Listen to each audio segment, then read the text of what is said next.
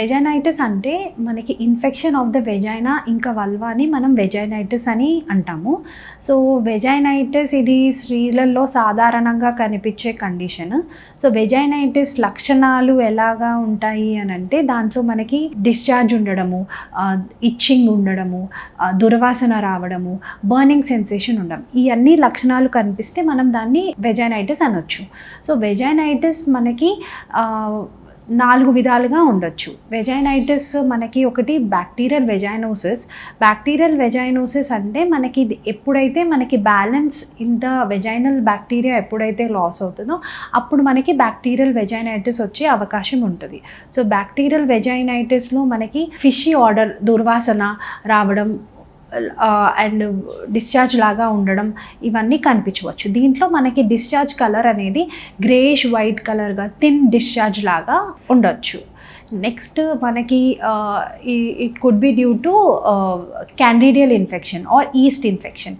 East ఇన్ఫెక్షన్లో మనకి thick curdy white of discharge లాగా, థిక్ డిశ్చార్జ్ లాగా ఉంటుంది.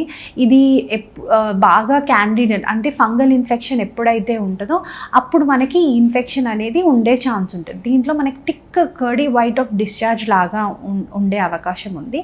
అండ్ దీంట్లో మనకి దుర్వాసన అనేది అంతగా ఉండకపోవచ్చు. ఎక్కువగా మనకి రెడ్నెస్, బాగా ఇచ్చింగ్ లాగా ఉండడము మనకి క్యాండిడియల్ ఇన్ఫెక్షన్లో మనకి ఎక్కువగా కనిపిస్తుంది. నెక్స్ట్ మనకి వచ్చేది ట్రైకోమోనాస్ ఇన్ఫెక్షన్. ఈ ట్రైకోమోనాస్ ఇన్ఫెక్షన్లో ఇది సెక్షువల్లీ ట్రాన్స్మిటెడ్ డిసీజ్ వల్ల వస్తుంది. దీంట్లో మనకి గ్రీనిష్ ఎల్లో ఫ్రాతీ టైప్ అంటే నురగగా ఉండే డిశ్చార్జ్ లాగా వస్తుంది. దీంట్లో మనకి బాగా మూత్రం వెళ్ళేటప్పుడు బాగా బర్నింగ్ సెన్సేషన్ లాగా ఉండడము, పెయిన్ లాగా ఉండడము వీటి లక్షణాలు. అండ్ అట్రోఫిక్ వెజైనైటిస్ అంటాము. అట్రోఫిక్ వెజైనైటిస్ అనేది యూజువల్గా మెనోపాజ్ అంటే పీరియడ్స్ ఆగిపోయిన మహిళల్లో ఎక్కువగా కనిపిస్తుంది.